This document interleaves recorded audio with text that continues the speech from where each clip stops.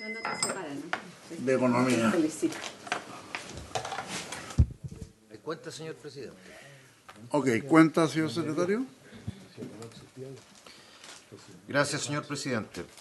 Urgencia. Su Excelencia el Presidente de la República ha hecho presente urgencia respecto del proyecto de ley que moderniza la Ley 19.886 y otras leyes para mejorar la calidad del gasto público, aumentar los estándares de probidad y transparencia e introducir principios de economía circular en las compras del Estado. Urgencia con el carácter de simple y se dio cuenta de la sala con fecha 11 de octubre.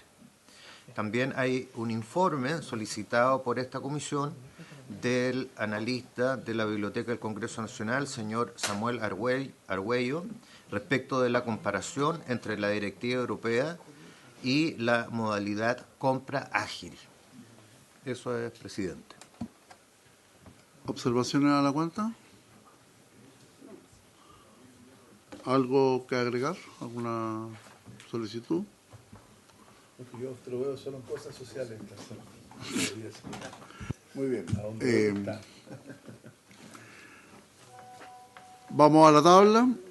En primer lugar, era escuchar a los Ministerios de Economía y Hacienda sobre la situación que afectaría a los usuarios ante el alza de las tarifas por parte de una importante empresa de servicios de adquirencia, operación y procesamiento de transacciones de pago con tarjetas de crédito, débito, bancarias y prepago. Vamos a saludar en el punto 1. Estarían del Ministerio de Economía, Fomento y Turismo, la jefe de división jurídica, Montserrat Castro, el asesor en materia de competencia y consumo, señor Matías Carrasco, el asesor don Juan Ignacio Bugueño, y de Hacienda, el coordinador de Mercado de Capitales, señor Alejandro Puente. No sé quién va a exponer,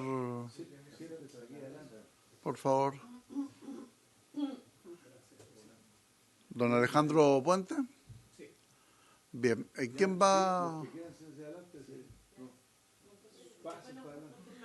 Es que después estar en el segundo punto, me da la impresión que viene por el segundo punto, ¿no? Las asesoras de Hacienda después vienen por el segundo punto, ¿no es cierto? Ok. ¿Quién expondría en relación a este tema? Sí. Presidente, nosotros partiríamos. Ok. Les pediría que se pudieran identificar, por favor. Muchas gracias. Muy buenos días. Yo soy Montserrat Castro, soy la jefa de la división jurídica y me acompaña en la presentación Miki Arenberg, coordinador de la división. Por la venia de su intermedio, señor presidente, saludo a la senadora Proboste, un saludo al senador Sandón.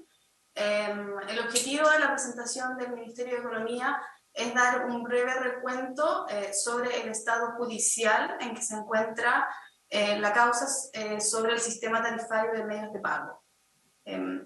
Como ustedes bien saben, en el año 2018 la Corte Suprema mandató a la empresa Transbank a adoptar el plan de regulación tarifaria a las instrucciones que contuvo en el mismo fallo.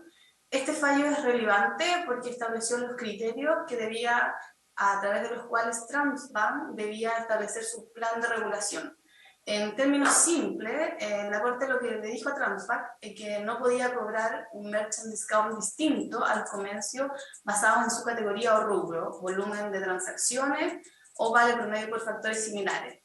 En otras palabras, lo que le dijo es, usted tiene que tener un criterio que garantice la igualdad de la ley, que no establezca diferencias arbitrarias, no puede segmentar por rubro, no puede segmentar por categoría ni por volumen. Desde esa sentencia, diversas decisiones judiciales y modificaciones regulatorias han impulsado al mercado a pasar de un sistema de 3 partes a un sistema de 4 partes, permitiendo la entrada de nuevos actores a la industria que permitan aumentar la competencia en el mercado. Básicamente, terminar con un sistema de 3 partes obliga a terminar con la integración vertical que existía entre Transbank y los bancos emisores. En mayo del año 2020, Transbank sometió a revisión del Tribunal de la Libre Competencia un acuerdo extrajudicial que establecía un nuevo modelo tarifario de 4 partes que lo denominaban, que se estableció en calidad de autorregulación porque habían habido modificaciones o circunstancias que habían cambiado en el mercado que le permitían establecer este nuevo sistema. El Tribunal de la Libre Competencia se pronunció favorablemente en septiembre del año 2021. Sin perjuicio de eso, en el año 2022, la Corte Suprema, al revisar la decisión del Tribunal de la Libre Competencia, rechazó el modelo tarifario propuesto por Transbank, porque dijo que los criterios que estaban establecidos en este nuevo modelo no se condecían con los criterios que la misma Corte había establecido en el año 2018. Vale decir, no respetaban los principios de igualdad, publicidad y no discriminación entre los actores. Acá hay un aspecto que es relevante de considerar. Transbank lo que hace en su propuesta de modelo es decidir sobre el margen adquirente, pero deja fuera 2 aspectos que son relevantes en el merchant discount, que es la tasa de intercambio y el costo de la marca. Estos 2 aspectos que no están regulados dentro del fallo permitirían un aumento de las comisiones, que es hoy día el objetivo de esta reunión, de esta exposición. ¿Cuál fue la reacción que tuvo la Fiscalía Nacional Económica ante esto? El 3 de octubre del presente, la Fiscalía Nacional Económica determinó que estos criterios no cumplían el estándar de la Corte Suprema y solicitó al Tribunal de la Libre Competencia, a través del imperio que tiene el tribunal, porque sabemos que la Fiscalía no es un órgano, la Fiscalía es un órgano que no tiene imperio para exigir el cumplimiento de la sentencia, le solicitó que el tribunal ordenara el cumplimiento efectivo de la sentencia de la Corte Suprema. Entonces, ¿qué es lo que está pidiendo en este momento la Fiscalía Nacional Económica? Que el merchant discount cumpla íntegramente el contenido de la sentencia. Vale decir que al ser la tasa de interés un componente del merchant discount, también debe cumplir los criterios. Esto lo mismo aplicaría para los costos de las marcas. Este es el estado de la gestión judicial en que se encuentra la materia litigiosa Transbank. Ahora, ¿qué es lo que el Ministerio de Economía puede decir al respecto? Como ustedes saben, la Fiscalía Nacional Económica es un órgano dependiente del Ministerio de Economía, pero toma las decisiones en forma autónoma. Sin perjuicio de eso, nosotros tenemos comunicación permanente con la Fiscalía, tenemos monitoreo permanente respecto de posibles alzas o posibles implicancias que la transición del modelo pudiese significar, principalmente para el comercio minorista, que es una de las preocupaciones más relevantes de esta cartera. Por último, me gustaría mencionar que el Consejo de Estabilidad Financiera también es un órgano que tiene algo que decir al respecto y se ha reunido, ha citado a la Fiscalía Nacional Económica y también está instando, como también lo hizo la Corte Suprema, a los distintos entes reguladores a dictar las normas que se requieren para la plena operatividad de un sistema de 4 partes que garantice la libre competencia y que también permita que las comisiones al mercado minorista y en definitiva a los consumidores no aumenten.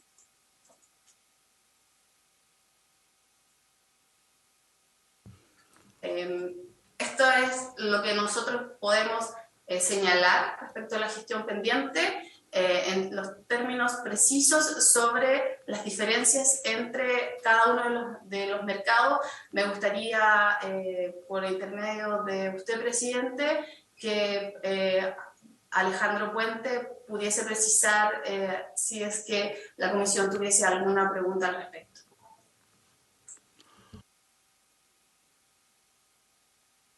Don Alejandro Puente. Tal vez comenzar por, de alguna manera, establecer, presidente, qué entendemos por el modelo de 3 partes y qué entendemos por el modelo de 4 partes y por qué se está dando esta transición desde el modelo de 3 partes a 4 partes. Pienso que esto es relevante para poder entender toda la dinámica de lo que está ocurriendo en la discusión para ir hacia un sistema de pagos que sea más competitivo y que implique mejores condiciones para las diferentes partes y particularmente para los consumidores. En ese sentido, lo que habría que decir es que se entiende por un modelo de 4 partes donde tenemos, por un lado, a lo que se llaman los adquirentes, es decir, la infraestructura que permite que se dé la transacción de manera electrónica de las transacciones comerciales. Por otra parte, los emisores de tarjetas. En tercer lugar, los comercios donde se hacen las compras y finalmente los clientes, las personas. Esto es lo que sería el modelo. Estas serían las 4 partes de este modelo. Y el modelo de 3 partes es uno en el cual los emisores y los adquirentes están verticalmente integrados, como decía la colega del Ministerio de Economía. Vale decir, los emisores, en este caso las instituciones financieras, esencialmente bancos, son los dueños de la plataforma donde se hacen las transacciones, es decir, los adquirentes, con el inconveniente en sus inicios, aproximadamente en el año 2003, cuando se inicia la disputa, de que el adquirente era básicamente una sola empresa, Transbank, vale decir, un monopolio que gestionaba y realizaba estas transacciones electrónicas.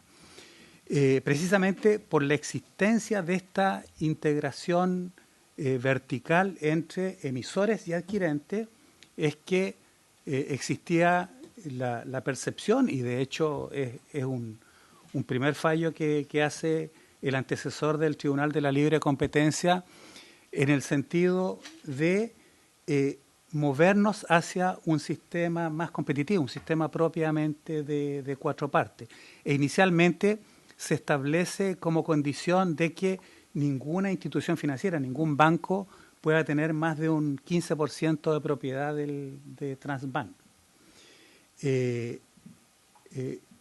Sin embargo, y voy a resumir porque ya lo expresó en detalle cada una de los eventos que se han venido sucediendo para transitar desde un modelo de 3 partes a un modelo de 4 partes. Sin embargo, persistieron críticas a cómo estaba funcionando esta transición, particularmente de varios comercios que cuestionaron las tarifas que le estaba cobrando Transbank, y se decide precisamente en algún momento ya no solo que ninguna institución financiera tenga una propiedad excesivamente grande del adquirente, ¿no? Vale decir de Transbank en este caso, sino más bien que transitemos hacia un modelo de 4 partes, donde existan distintos adquirentes que compitan, ¿no? Que eventualmente podría haber un dueño de Transbank, pero que tuviese una participación en el mercado de medios de pago minorista que no fuese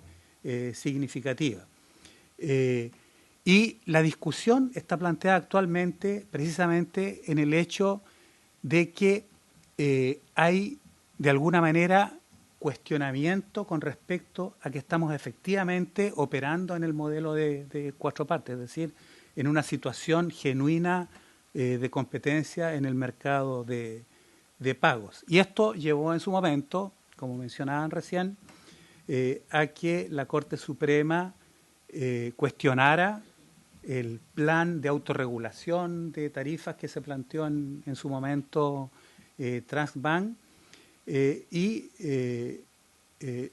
posteriormente a que la Fiscalía Nacional Económica de alguna manera interpretara el fallo de la Corte Suprema y los ajustes que había hecho a partir de ese fallo Transbank, en el sentido de que Transbank no estaba cumpliendo el espíritu del fallo de la Corte Suprema.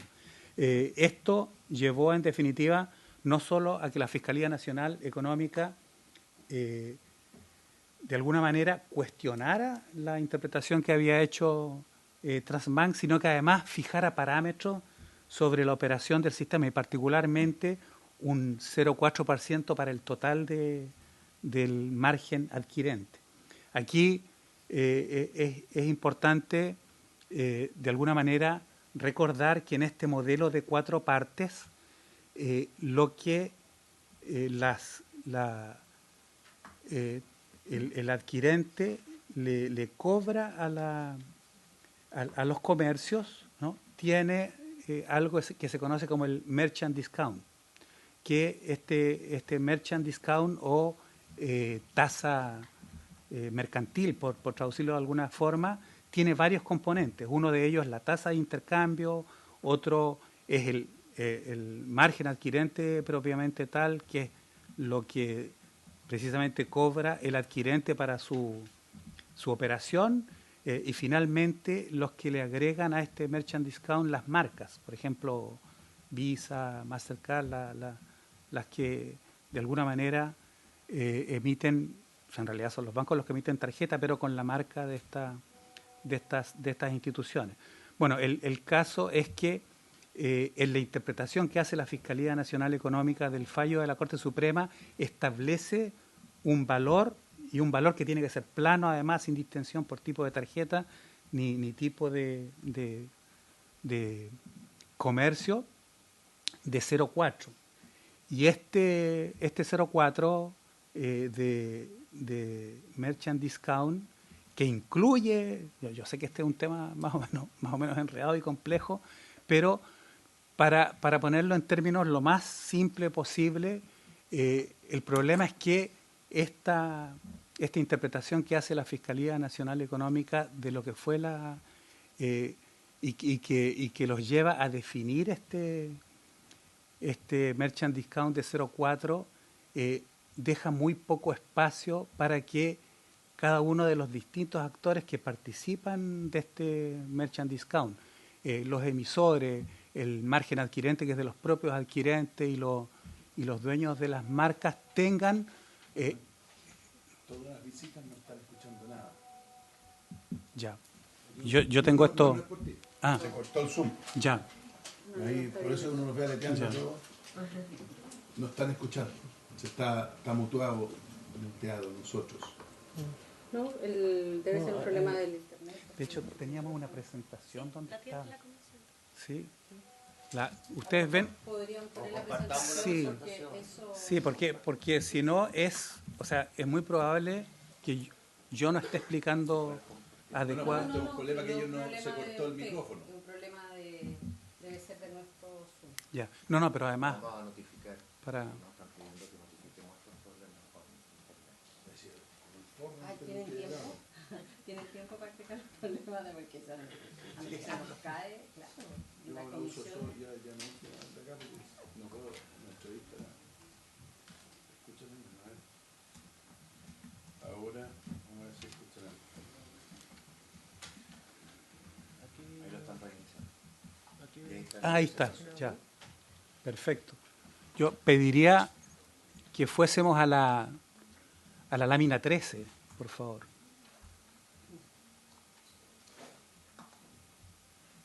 Ya, perfecto, gracias. Ya. Dice que muy bajito, se escucha muy bajo. ¿Quién le pega eso? ¿Me escuchan ahí mejor? Pero a mí me están- Sí, ahí están haciendo... Ya, perfecto. Probablemente yo también estaba un poquito lejos del... Ahí sí dice. Ya, perfecto. Entonces, en esta lámina que tienen enfrente se resume lo que es el modelo de 4 partes. Como pueden ver, las partes son precisamente adquirente, comercio, tarjeta viente y emisor. Y particularmente es importante destacar que lo que, por ejemplo, primero decir que los tarjetavientes tienen transacciones con los comercios de un valor P, como se indica aquí. Ahora, este valor P, por supuesto, como usan tarjetas, medios electrónicos, para cancelar las compras que hacen, se lo transfieren al emisor, que es lo que aparece ahí como pago desde tarjetavientes la flecha verde hacia arriba, hacia el emisor. El emisor le transfiere la cantidad P al adquirente y el adquirente le paga al emisor lo que se llama la tasa de intercambio, ¿no? Y luego tenemos que el adquirente, como veíamos en la flecha roja que baja, le entrega al comercio la cantidad P de la transacción menos lo que le cobra como merchant discount. Ese es el MD. De forma tal que el adquirente, su beneficio o la diferencia entre lo que recibe del comercio, que es el merchant discount, menos lo que le entrega al emisor, que es la tasa de intercambio, es lo que se conoce como margen adquirente, el MA. ¿Ya? Para que opere bien este modelo de 4 partes, lo que ha establecido la Corte Suprema, se requieren varias cosas. Primero, que donde tenemos adquirente no tengamos solo un adquirente, sino que tengamos distintos adquirentes. Transbank es adquirente y no solo es adquirente, sino que es el adquirente principal. Y se requiere que ese adquirente esté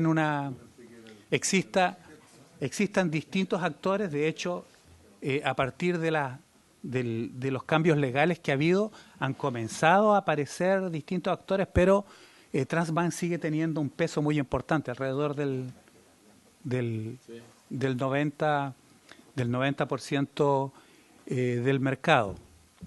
Pero lo que establece vuelvo a lo que estaba planteando, lo que establece el fallo de la Corte Suprema es que debe haber competencia a nivel de los adquirentes, es decir, haber más actores además de Transbank. Debe haber interoperabilidad entre ellos, es decir, los comercios pueden usar Transbank u otro medio de... ¿Cuántos hay en el mercado?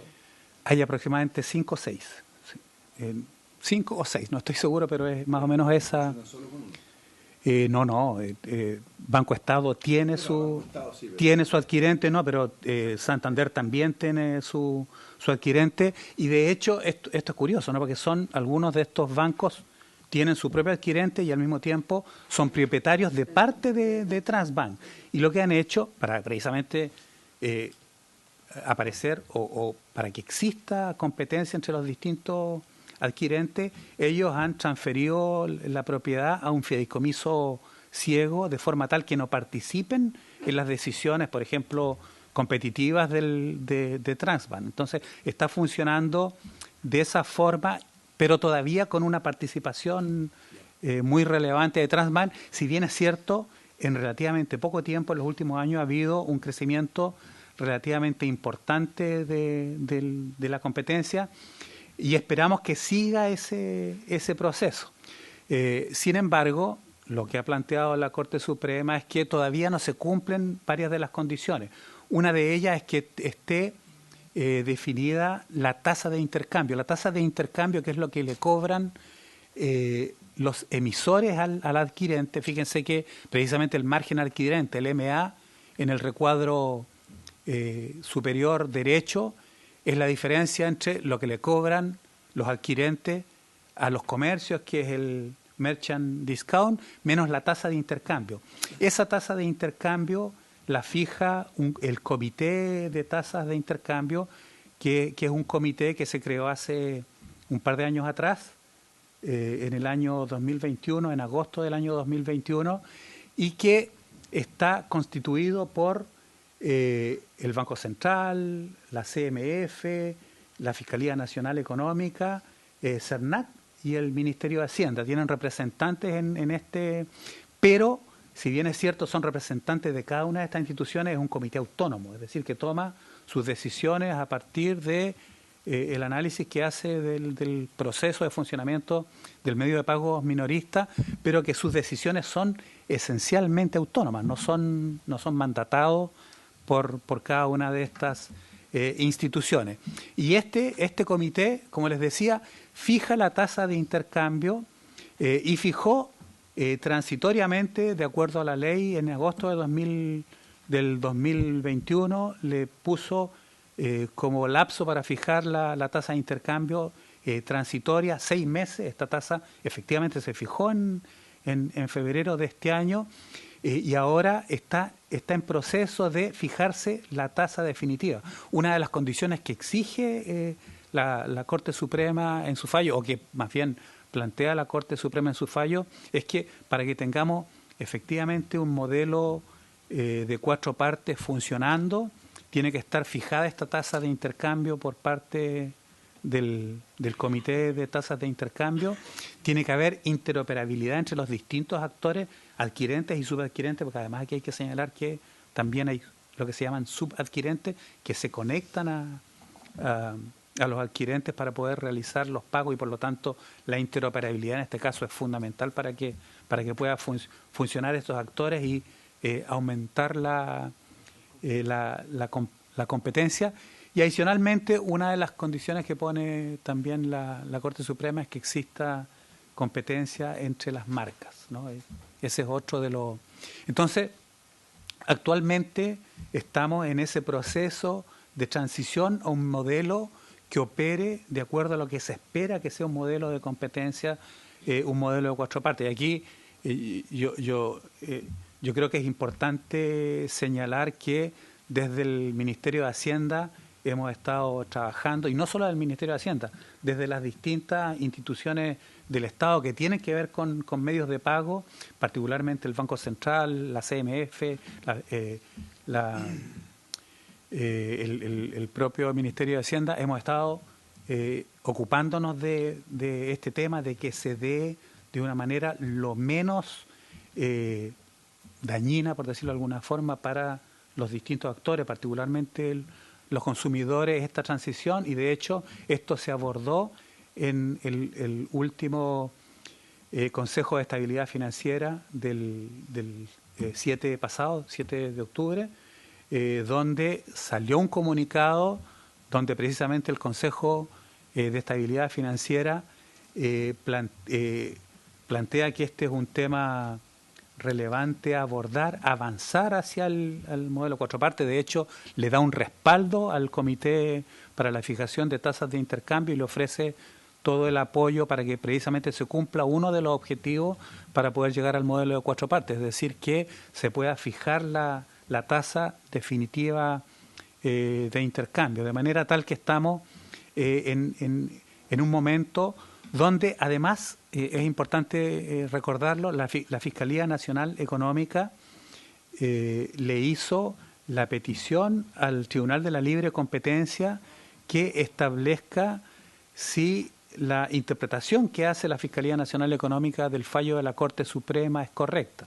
Ahora, como les recuerdo, si el Tribunal de la Libre Competencia estableciera que esa interpretación es correcta, se tendría que aplicar lo que recomienda la Fiscalía Nacional Económica, entre otras cosas, un merchant discount de 0,4. Esto probablemente es lo que más tiene está produciendo ruido, porque un merchant discount de esa magnitud implicaría que alguien tiene que pagar el costo de que esto se aplique. En consecuencia, y aquí es importante decirlo también, probablemente se va a demorar varios meses el Tribunal de la Libre Competencia para llegar a una conclusión respecto a esta solicitud de opinión por parte de la Fiscalía Nacional Económica.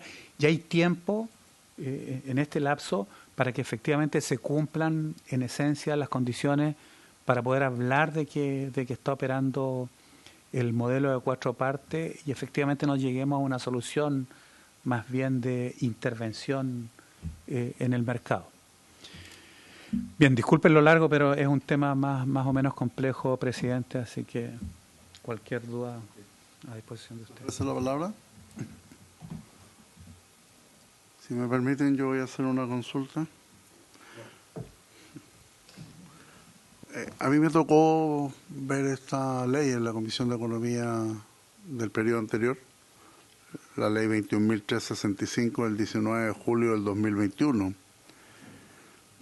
No soy abogado, pero uno lo que entiende en este fallo es que, por un lado, la Corte Suprema acogió un recurso de reclamación en contra del Tribunal de la Libre Competencia y, por otro lado, rechazó una consulta formulada por Transbank e hizo una serie de considerandos de por qué no consideraba la situación de Transbank.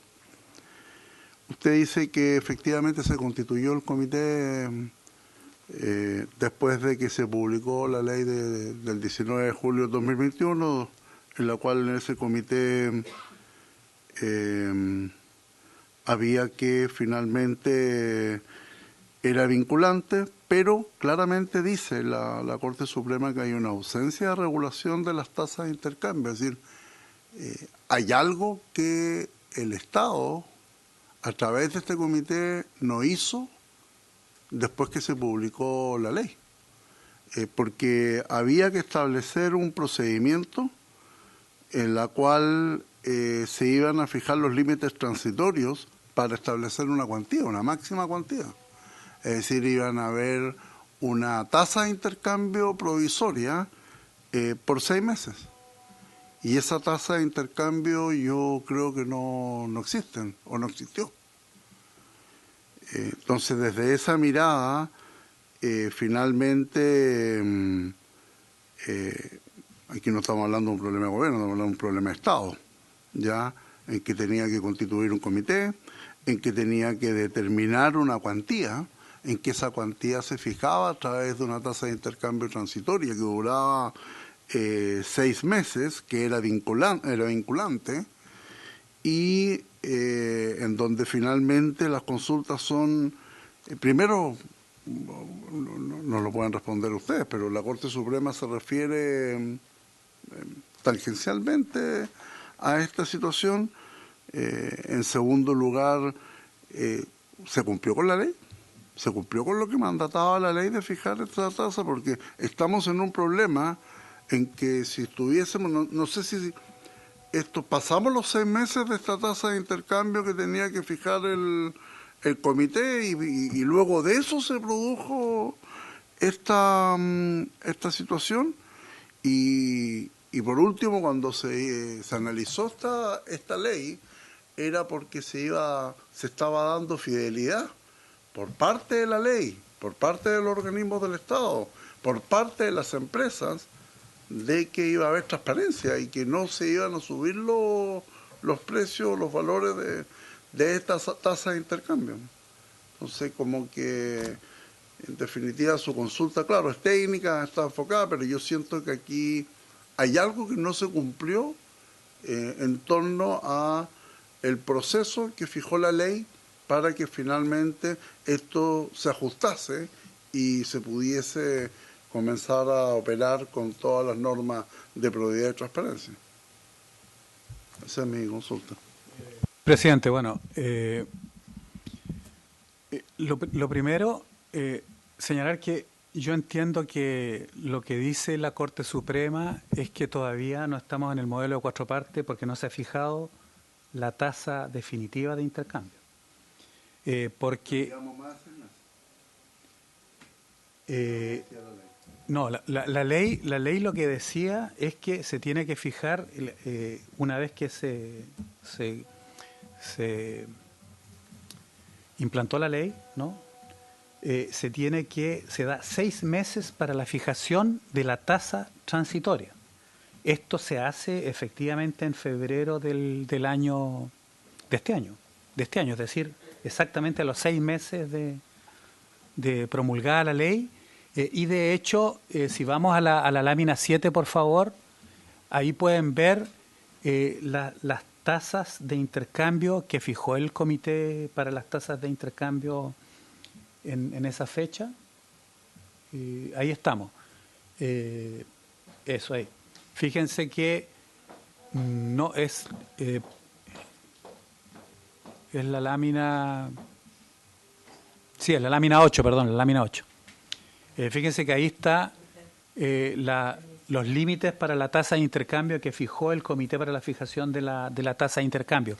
Aquí hay que también recordar que son límites, ¿no? No es que esa es la tasa, sino que es el máximo que pueden cobrar precisamente como tasa de intercambio los emisores. Y fíjense que se estableció una tasa de intercambio máxima de 0,6 para las transacciones con tarjeta de débito, de 1,48 para transacciones con tarjeta de crédito y de 1,04 para transacciones con provisión de fondos. Estas tarjetas, de hecho, ese 1,04 es simplemente el promedio entre la tasa para las tarjetas de débito y las tarjetas de crédito.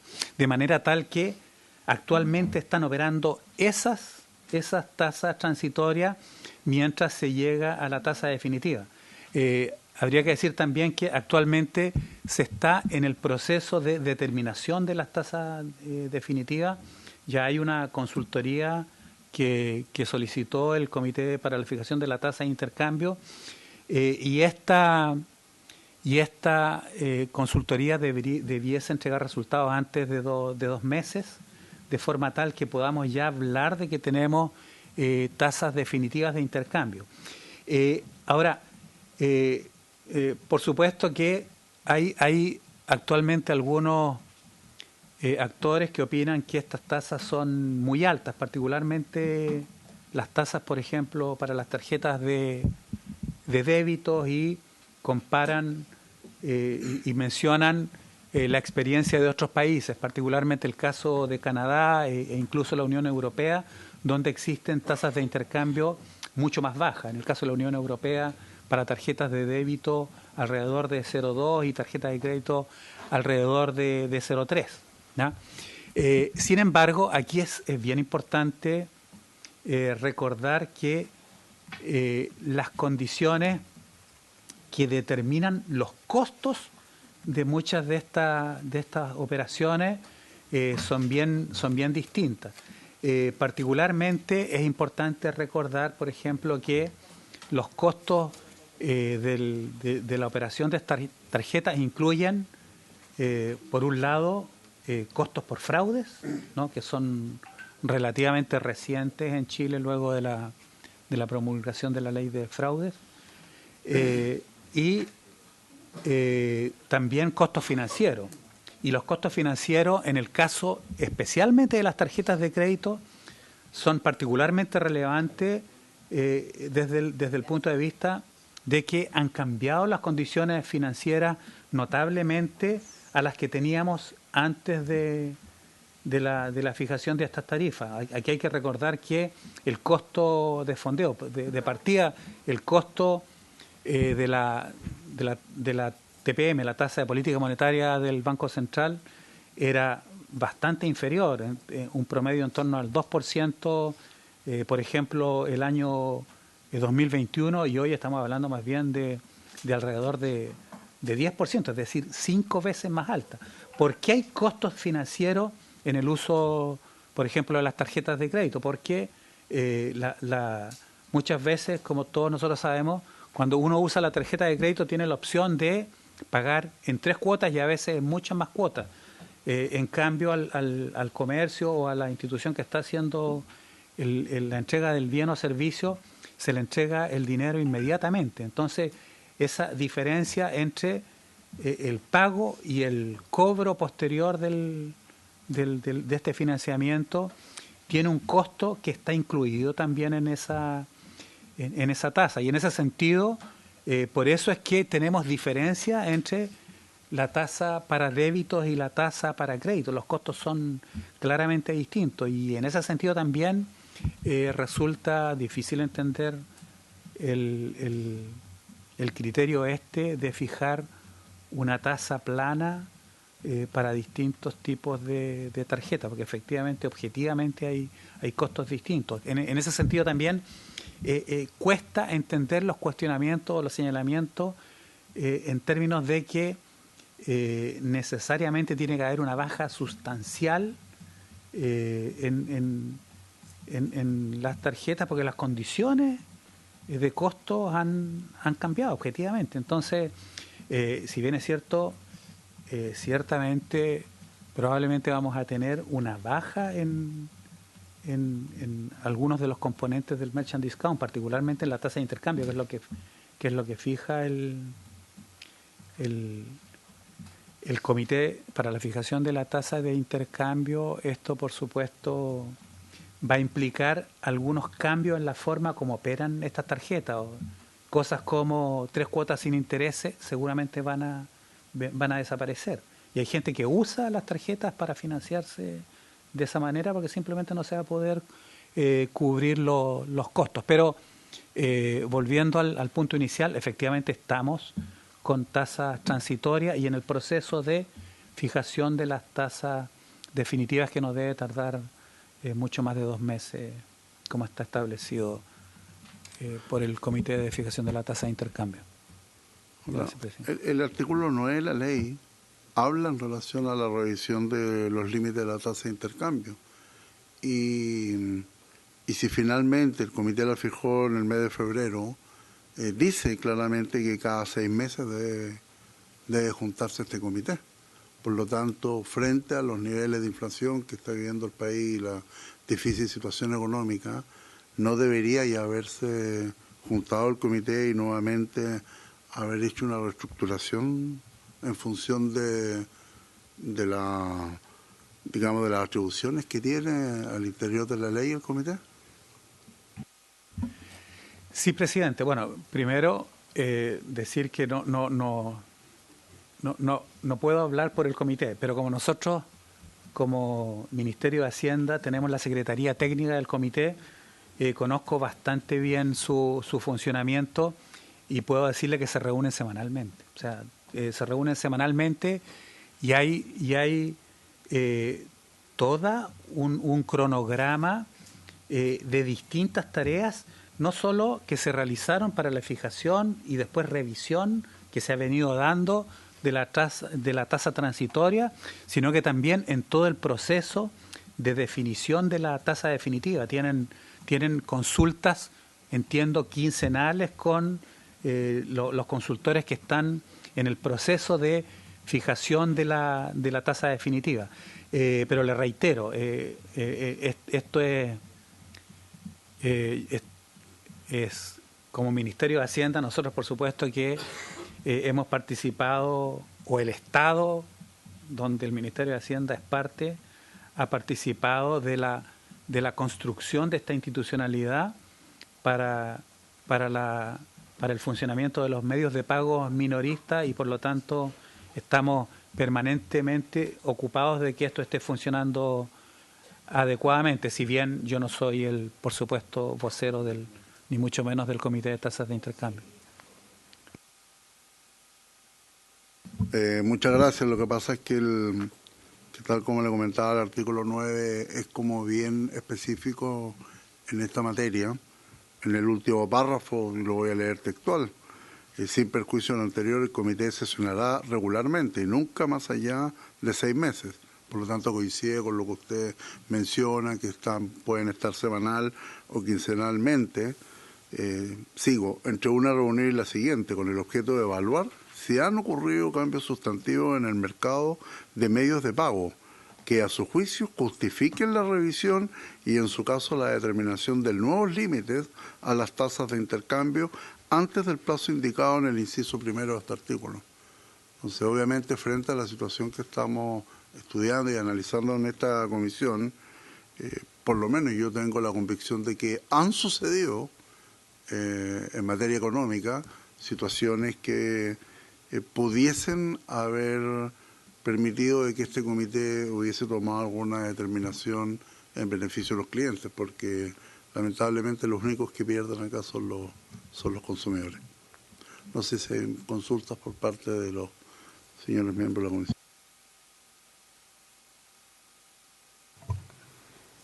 Presidente.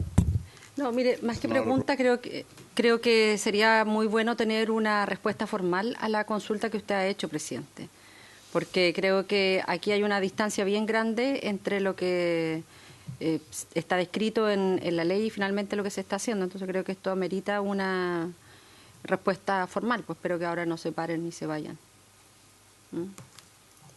Pido la venia. Sí, en razón a lo que ha solicitado la senadora Proboste, pido el acuerdo de la comisión para solicitar por escrito una respuesta formal del Ministerio de Hacienda y le ofrezco la palabra a la señora subsecretaria si quiere comentar algo.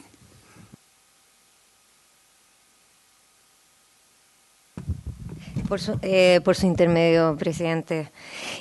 Por supuesto, cualquier respuesta oficial o formal la podemos hacer de todas maneras en el Ministerio, más bien informando lo que presentamos ahora, ¿cierto? Y si es que es necesario, si es que así se pide, ¿sí? Eso, muchas gracias. Bien, muchas gracias, subsecretaria. Senadora. Presidente, pidámoslo porque parece que así son estos tiempos, porque en otra oportunidad hubiéramos hecho la pregunta y hubiésemos tenido una respuesta a cada o que está la subsecretaria presente, pero si no está en condiciones de poder responder, hagamos la pregunta formal entonces y esperemos una respuesta formal. Okay. Sí, solo primero para... efectivamente lo vamos a hacer por escrito, eso ya está determinado por la comisión y le ofrezco la palabra. Sí, presidente. De hecho, en la presentación que tenemos está descrito en detalle el proceso de fijación de la tasa tanto transitoria como final de intercambio. Si quieren, lo repasamos en detalle. ¿Ya? Porque efectivamente no... ¿A cuál punto tendría? ¿A qué página? Ya, la de Hacienda. Sí, la que teníamos ahí. Por favor, ir a la página 6. La página 6. ¿Ya? Ah, perdón. Sí. Ya.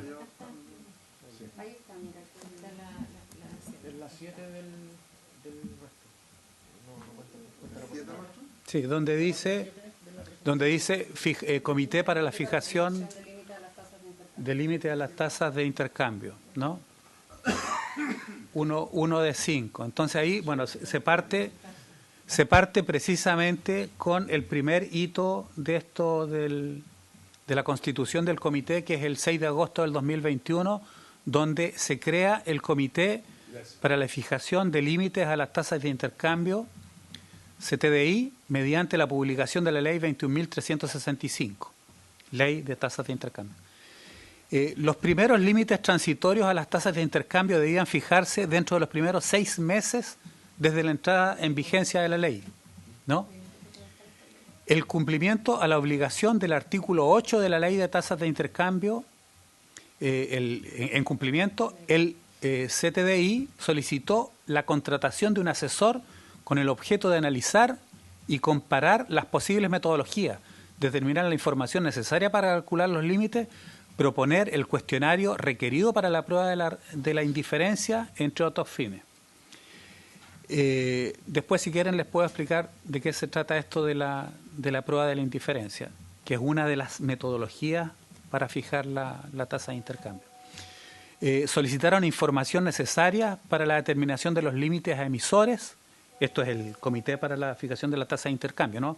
Se reunió y solicitó información a emisores, procesadores, adquirentes, titulares de marca, a la Fiscalía Nacional Económica y a la Comisión para el Mercado Financiero, CMF. Adicionalmente, el comité envió oficios de respuestas y aclaratorias. El comité realizó un procedimiento público de participación de interesados en el cual se celebraron audiencias que contaron con la presencia de 17 interesados, que expusieron propuestas, antecedentes y documentos de carácter público que decían directa relación con el proceso de determinación de los límites a las tasas de intercambio. Al momento de la fijación de las tasas preliminares, el CTDI solo contaba con los cálculos resultantes de la aplicación de la metodología basada en los costos de los emisores, TI de costos, de las tasas de intercambio implícitas en el modelo de 3 partes, TI implícita, y de las vigentes publicadas por los titulares de las marcas de tarjetas, ¿no? Las explícitas. El cálculo de las tasas de intercambio utilizando la prueba de la indiferencia no fue factible de realizar dentro del plazo legal establecido. Aquí es bueno lo que se denomina prueba de indiferencia, también se conoce como test del turista, es una prueba donde se determina el punto donde los comercios son indiferentes entre usar la tarjeta o usar efectivo. Vale decir que si se fija una tasa mayor a la tasa de indiferencia, los comercios no utilizarían ese medio electrónico para realizar las transacciones, sino que preferían utilizar el efectivo y por lo tanto es una metodología que en algunos casos se considera adecuada para la fijación. Sin embargo, tiene el inconveniente de que es muy probable de que el punto de indiferencia no cubra los costos de operación del sistema. Bien. Los resultados entregados por el asesor permiten al Comité de la Tasa de Intercambio considerar una serie de rangos estimados para la tasa de intercambio de costos implícita y explícita. Entonces, fíjense que ahí están detallados los rangos que existirían en cada uno de los casos. Se habla de tasa implícita porque cuando teníamos el modelo de 3 partes está integrado el emisor con el adquirente, de tal forma que no hay un cobro del emisor al adquirente y sin embargo está implícito ahí un cobro, no es explícito.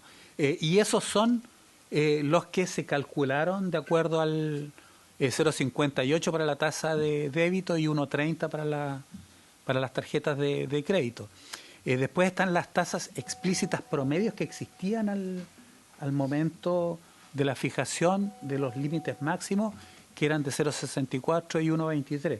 Y fíjense que en la página siguiente está precisamente lo que fija el Comité de Tasa de Intercambio el 5 de febrero de 2022, a partir de todos estos análisis y reuniones con los distintos actores del sistema. Fíjense que se fija la que mencionamos antes, de 0,60, débito, 1,48 crédito y 1,04 para tarjetas con provisión de fondos. Es importante el bullet que viene después, donde se establece además que se toman en consideración otros aspectos para la fijación de este límite máximo, ¿no? Entre otras cosas, que permita la operación de otros actores. Porque aquí hay que entender que muchas veces en este tipo de actividades hay economías de escala, vale decir que los actores muy grandes pueden efectivamente producir a menores costos. Esto es particularmente habitual en situaciones de redes, ¿no? donde hay economías de escala y en consecuencia el Comité para la fijación de las tasas de intercambio fija tasas máximas algo mayores a las que mostramos, algo mayores porque precisamente lo que busca es que puedan surgir nuevos actores y eventualmente haber competencia. Eso a veces no se entiende que definiciones en términos de forzar tasas más bajas conspiran en contra de la competencia. O sea, ¿no? Y eso es lo que se dice cuando, si bien el Comité para la fijación de la tasa de intercambio basó su decisión en la información de costos de los emisores, también consideró otros elementos relevantes de conformidad a lo mandatado por el artículo 3 de la Ley de Tasas de Intercambio. Esto es, fijar una tarifa que permita la existencia de tarjetas de pago orientadas a incluir a la población con menores acceso a los servicios financieros, fomentar la incorporación de nuevos actores al sistema y permitir un ajuste paulatino de los actores a un sistema con tarifas reguladas, ¿no? Porque hay que entender que la tasa de intercambio es una tarifa regulada, pero que tiene que ser regulada de acuerdo a un conjunto de criterios como los que se mencionan ahí. Entonces, los límites provisorios se distinguen exclusivamente en límites a tarjetas de crédito, débito y tarjetas con provisión de fondos, en razón de que la metodología de costos no es adecuada para diferenciar por categoría de tarjeta. Vale decir, se podría incluso tratar de tener otros límites para tarjetas normales, premium, que dan distintos beneficios, pero no, esta metodología no lo permite, o por rubro, presencial o no presencial. Entonces, la propuesta preliminar es parte del primer proceso, o sea que efectivamente hubo todo un proceso para llegar a las tasas transitorias. de determinación de límites que no concluye con la resolución exenta número 1. El Comité para la Fijación de las Tasas de Intercambio señaló que se requiere de la participación activa de los interesados en el periodo de observaciones y de realizar una serie de nuevos requerimientos de información para ajustar los cálculos en la medida que los nuevos antecedentes así lo justifiquen. La ley dispuso un plazo de 60 días hábiles contados desde la publicación de la propuesta preliminar para efectos de que pueda ser observada o comentada por cualquier interesado u órgano público cuya competencia diga relación directa o indirectamente con esta materia. El Comité para la Fijación de la Tasa de Intercambio organizó sesiones de trabajo para analizar las observaciones y comentarios recibidos sobre la propuesta preliminar de límites y abrió un nuevo procedimiento de audiencia, el que se llevó a cabo los días 23 y 24 de junio del año 2022. Adicionalmente, según lo señalado en el acta del 3 de marzo de 2022, se remitieron nuevos requerimientos de información con la finalidad de añadir información actualizada para ser procesada bajo la metodología de costo para la determinación de las tasas definitivas, que es lo que está exigiendo es requisito para poder hablar de que tenemos un modelo de 4 partes plenamente operativo. La resolución que dicte el Comité para la Tasa de Intercambio debe considerar las observaciones de los interesados y pronunciarse fundamentalmente respecto de todas ellas. Una vez transcurrido un plazo de 5 días hábiles contado desde la publicación de la resolución, sin que haya sido objeto de recurso de reposición, la señalada resolución por parte de cualquier interesado o resuelto el respectivo recurso, el Comité para la Tasa de Intercambio procederá a publicar los límites a las tasas de intercambio en el diario oficial, las cuales comenzarán a regir de conformidad al plazo que indique el acuerdo. Si el acuerdo no señala un plazo de entrada en vigencia, los límites a las tasas de intercambio entrarán a regir el primer día del tercer mes siguiente a su publicación en el diario oficial. Una vez determinadas las primeras tasas de intercambio definitivas, el Comité para la Tasa de Intercambio se abocará a utilizar la metodología de la prueba de indiferencia o aquella más adecuada a la realidad local. Es importante mencionar que la página web del Comité de la Tasa de Intercambio, ahí indicada, tiene publicadas todas las actas, resoluciones, comunicados, videos de las audiencias, informe tarjado del asesor, anexo metodológico, entre otras cosas. Es decir, que hay abundante información sobre todo el proceso, ¿ya? Que lo traíamos, pero para no alargar mucho la discusión no lo habíamos presentado. Yo agradezco la presentación que ustedes han hecho de esta comisión, solo entendiendo de que si bien aquí aparece la justificación de todo el procedimiento que se ha realizado, obviamente hay un pronunciamiento de la Corte Suprema, en donde vuelvo a insistir, por un lado acoge la reclamación en contra del Tribunal de la Libre Competencia y por otro lado rechaza las observaciones o el pronunciamiento a Transbank. Entonces, desde esa mirada, lo que claramente dice la Corte Suprema es que hace una observación a las tasas que fijó este comité. Y desde esa mirada, ¿cuál es el camino que sigue? Porque obviamente todo el procedimiento que usted me explica, yo percibo que fue observado por la Corte Suprema. Entonces, como no se han juntado, no han tomado una decisión dentro de todo este periodo de tiempo en que ustedes se juntan y asumiendo de que estamos con una economía contraída, con altos niveles de inflación y una serie de efectos, ¿cuál es el camino a seguir en función de lo que se ha pronunciado la Corte Suprema? Esa es la consulta. Usted me ha explicado claramente todo el procedimiento que han cumplido para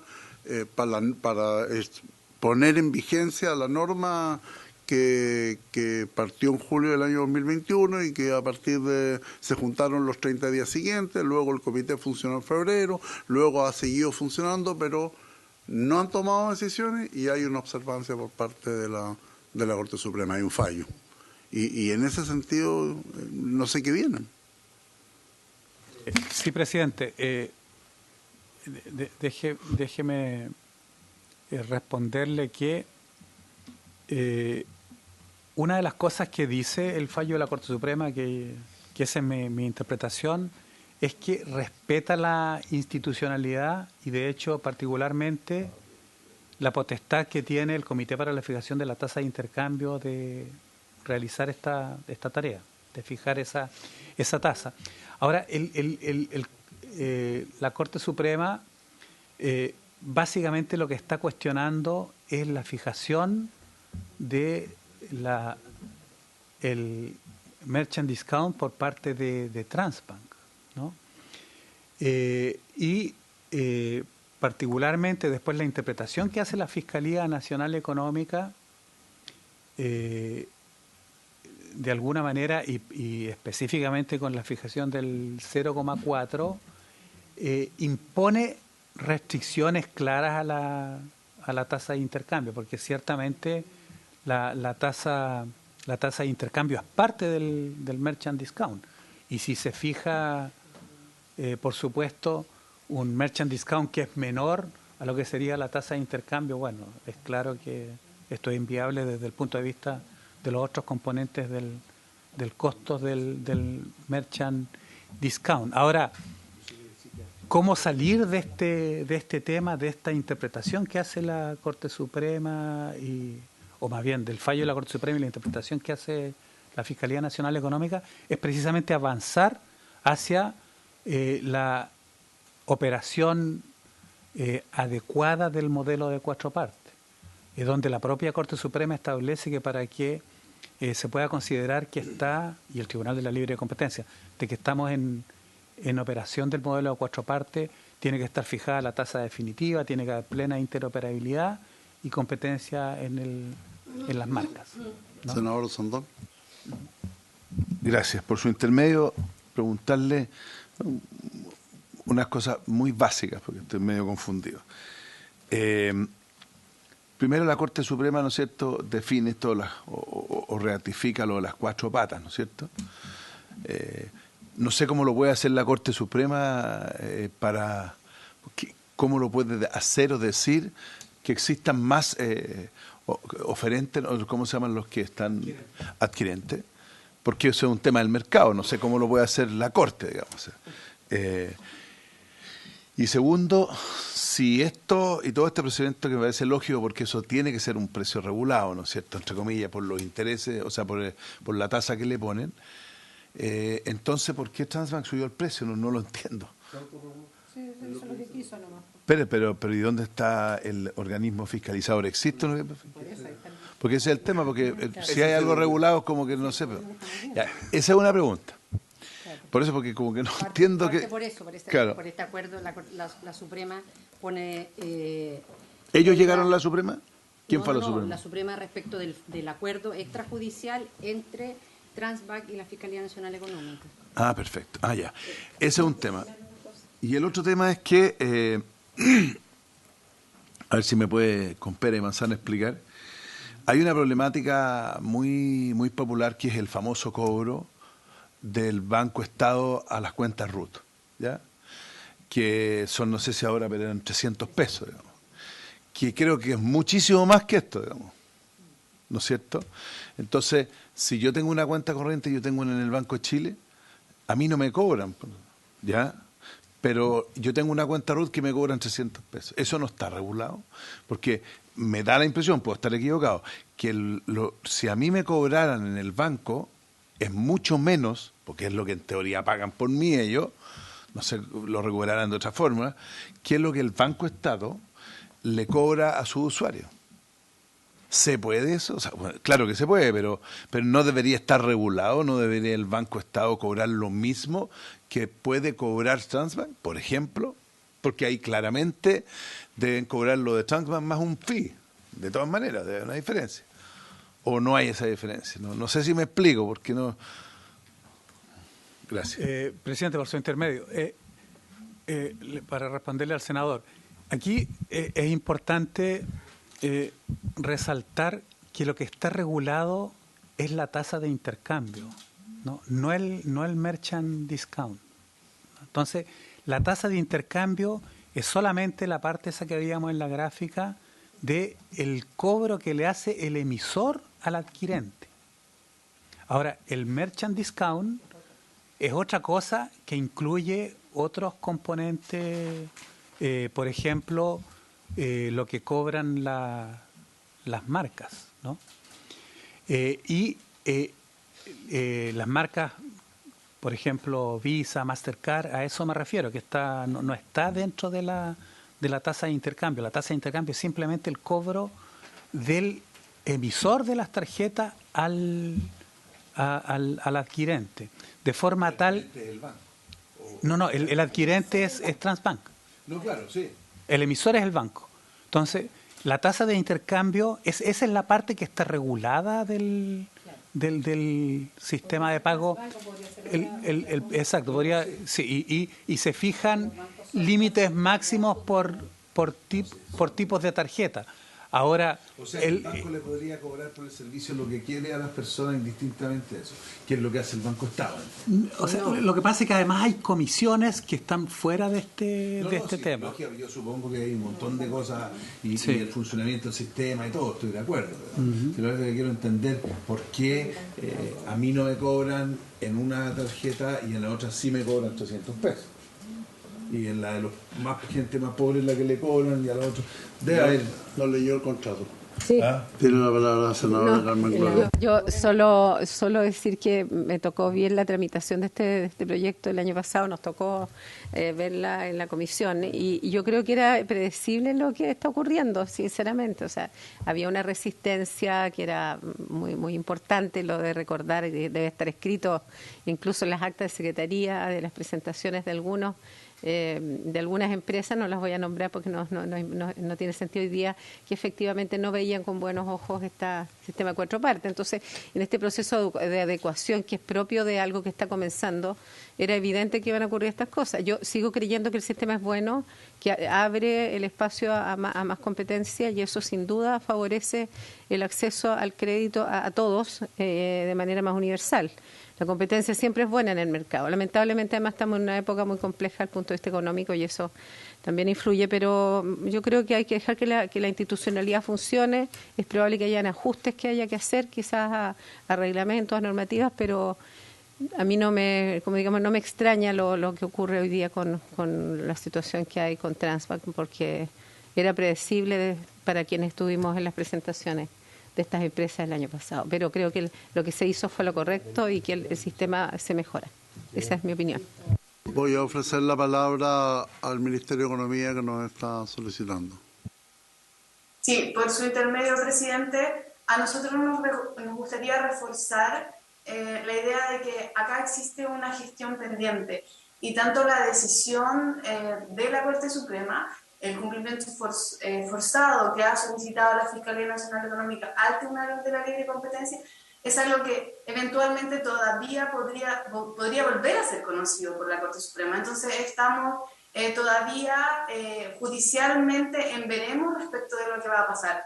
Por otra parte, las instrucciones de carácter general que se han dictado también han sido reclamadas. Entonces también está en sede judicial que requieren una resolución al respecto. Entonces, nos encontramos en una situación en la que debemos esperar qué es lo que dicen los órganos jurisdiccionales en relación a esto. No sé si hemos logrado aclarar ese punto, que creo que es relevante para considerar a corto plazo qué es lo que se viene. Ok, muchas gracias. Bueno, están planteadas las consultas. Quizás lo único que uno quisiera valorar es que, o saber de parte de ustedes, es que finalmente la ley no haya quedado con vacíos legales que en algún minuto haya que rectificar, porque simplemente quiero repetir y transmitir lo que en ese minuto establecimos cuando salió la ley, de que estábamos generando un proceso mucho más transparente y mucho más equilibrado y competitivo para el acceso a los medios de pago. Y hasta este minuto uno lo que ve y analiza y evalúa es que esto no está siendo así. Yo quiero ahora, subsecretaria. Una mínima, por su intermedio, presidente, respecto a la pregunta del senador Osandón, quizá aclarar que también Banco Estado tiene este producto que es cuenta RUT, que no tiene costo de mantención mensual, sino que cobra a través justamente de estas comisiones por cobro por transacción. Y es una forma básicamente de solventar un producto que además es muy generoso en términos de no tener esta comisión de mantención y por lo tanto poder llegar a una mayor parte de la población, pero funciona como eso, ¿no?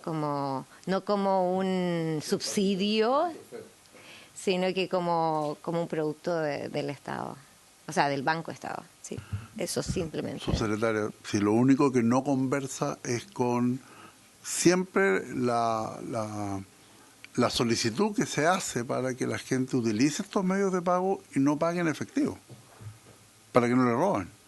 Entonces, si una persona que usa su cuenta RUT, cada vez que hace una transacción, le va a costar 300 pesos, obviamente que es caro, y la persona lo único que va a hacer es que va a sacar la plata. Entonces, cuando se hacen llamados por todos lados para que la persona utilice estos medios de pago para que no ande con dinero en el bolsillo, finalmente creo que Banco del Estado lo que hace es desincentiva esa opción. Una observación que uno puede tener. Nos quedan 15 minutos y quisiéramos ver si en 15 minutos pudiésemos solamente fijar las líneas de cómo nos vamos a organizar para el proyecto de compras públicas. Así que le ofrezco la palabra a quien vaya a hablar por parte de Asesoría de Hacienda. Agradecemos a quienes estuvieron en el primer punto y le pediría al jefe de los asesores que también pudiese estar para que en estos 15 minutos nos pudiésemos tener un barniz finalmente de lo que vamos a comenzar a ver a partir de la próxima sesión. Porque a partir de la próxima sesión este es el único punto, si les parece.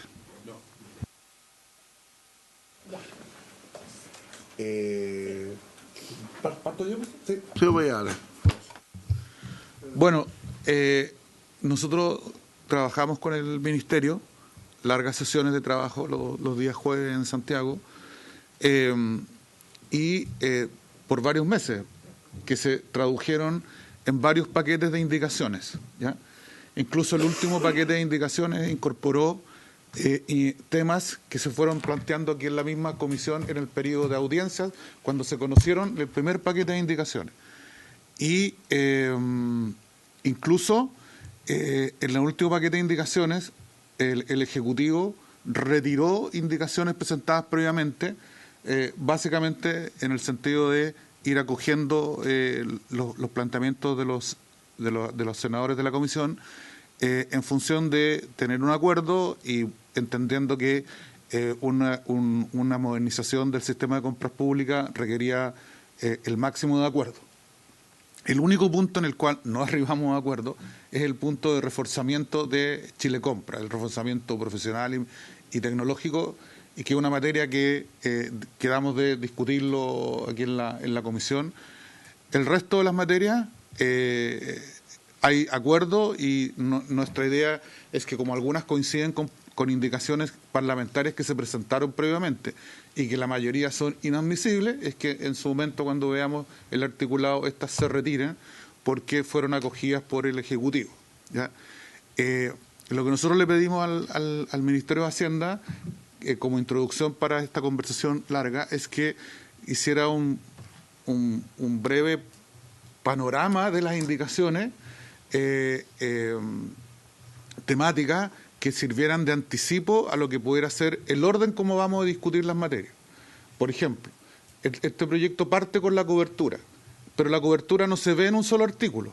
Entonces la idea es que, como tenemos acuerdo en la cobertura, ya la hemos discutido harto, hagamos la discusión por artículos, por temas, ¿ya? Entonces, el primer tema es articulado, involucra tantos artículos, entonces hacer la propuesta para la comisión, y lo conversamos también con la Secretaría en su momento, es que lo viéramos por esa vía. Entonces le pedimos al gobierno que hiciera una presentación genérica sobre los distintos temas que están involucrados, los grados de acuerdo que tenemos, y que eso fuera como la introducción para los senadores, y que después entráramos ya a ver específicamente el articulado en función de ese orden temático.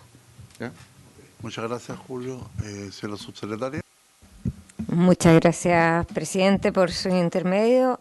Efectivamente, hemos estado trabajando junto a los asesores del Ministerio de Hacienda y los asesores de los senadores y senadoras de la comisión, y teníamos preparado una presentación que es un poco larga, y pensaba más bien no ir sobre toda la presentación, si no, no vamos a alcanzar a mirar, y más bien situar un poco las consideraciones generales del trabajo y luego ir a un cuadro resumen que hemos hecho, donde al final están agrupadas, de hecho, las indicaciones por temas y como una propuesta de trabajo para la discusión. Entonces, este último paquete de indicaciones es producto del trabajo realizado en múltiples reuniones con los asesores técnicos de la comisión. También participó Chile Compra, SECPRES y el Ministerio de Economía. Y el trabajo se ha enfocado en 5 cosas. Primero, fortalecer esta ley en relación a desafíos que puso de relevancia a Contraloría, entre otras exposiciones en las audiencias públicas, ¿cierto? Segundo, incorporar propuestas parlamentarias que no fueron acogidas por el Ejecutivo anterior. Tercero, mejorar mecanismos de contratación, especialmente el convenio marco y la contratación directa. Cuarto, crear un nuevo estatuto de los jueces y juezas del Tribunal de Contratación Pública y mejorar el procedimiento. Y quinto, incorporar todas aquellas mejoras necesarias para este proyecto de ley.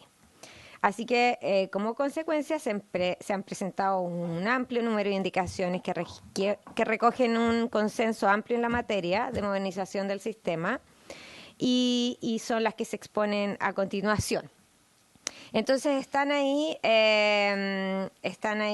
básicamente listados, ¿cierto? Lo que fue posible acordar en la mesa técnica conformada por todos estos asesores y la administración anterior, por lo que no fue necesario realizar cambios mediante las últimas indicaciones, que son estas, ¿sí? No las voy a nombrar todas, pero son las que están ahí. Y en el último paquete de indicaciones está el listado, y ahí me voy a saltar, pero está bien detallado en la presentación, ¿cierto? El ámbito de aplicación respecto a los distintos temas del artículo 1, el artículo 2 y así sucesivamente.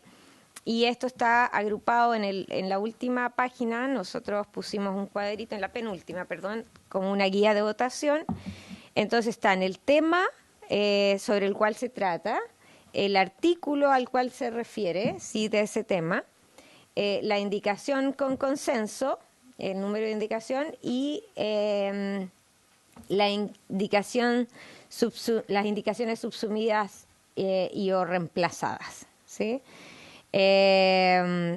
Y estos son los ámbitos en los cuales pensamos que podría dividirse la votación. Primero, un ámbito de aplicación, preparación de la contratación, contratos de obras, probidad y transparencia, mecanismos de contratación, de la adjudicación, gestión del contrato, registro de proveedores, sistema de información y gestión de compras, estatuto de los jueces, procedimiento TCP, facultades de Chile Compra, Comité de Compras Públicas, de Innovación y Sustentabilidad, pymes y economía circular. Y esos son los artículos a los cuales se referirían. Están agrupados ahí por temas, las indicaciones de consenso y las que deberían ser reemplazadas dadas esas indicaciones de consenso por el trabajo en conjunto. Entonces esa es la propuesta un poco de cómo seguir con esta conversación, ir por temas básicamente mirando todos estos artículos y las indicaciones por consenso. Muchas gracias. Muchas gracias, señora subsecretaria. ¿Se ofrece la palabra? Básicamente la consulta es, vamos a mantener nuestro horario normal para trabajar en esta votación de este proyecto, presidente, porque, o sea, si bien hay el consenso, es un proyecto bastante extenso en términos de texto. Yo sé que hay senadores que tienen comisión ahora. Sí. Y bueno, si no es algo que vamos a tener que verlo entre nosotros. Sí, yo también creo, porque de lo contrario, digamos, esto puede... Porque estamos con ley de presupuesto. No, claro, pero como para adelante, pienso yo, quizás ver qué hacer. Sí, bueno, mientras no esté la ley de pago de 30 días, que también es algo que a lo mejor nos gustaría trabajar en paralelo, pero me da la impresión que frente a los acuerdos generados podríamos tener cierto... Veamos cómo se comporta en la práctica. Veamos finalmente cómo vamos viendo en la práctica, y lo importante es que no sé quiénes van a ser de parte del Ministerio de Hacienda y Economía quienes nos van a estar acompañando permanentemente en este proceso, porque nos gustaría que fuese presencial, de tal manera de tener una interacción mucho mayor y más rápida que hacerlo vía telemática. Sugerencia solamente que en algunos proyectos de este nivel de extensión, a veces es bueno que este comité técnico de asesores pueda ir definiendo un número anticipadamente de posibles indicaciones, digamos, de artículos que se van a ver con anterioridad, de tal manera de tener cierto consenso entre los senadores, sus asesores, de tal manera que, como bien dice, el presidente sea un poco más eficiente el proceso, porque muchas veces si entramos a discutir acá podemos estar en un artículo toda la mañana. Entonces yo sugeriría que quizás pudiéramos mantener esta estructura de trabajo que ayuda muchísimo a la hora de llegar a consenso. Obviamente podemos entrar en las diferencias. Exacto, pero no en lo que estamos de acuerdo, ¿no? Esa es como una sugerencia, presidente. Ahí lo importante es que cada senador haya conversado con su respectivo asesor, de tal manera de que traer un poco la película clara. Bien, habiéndose cumplido el objeto de la sesión, se levanta.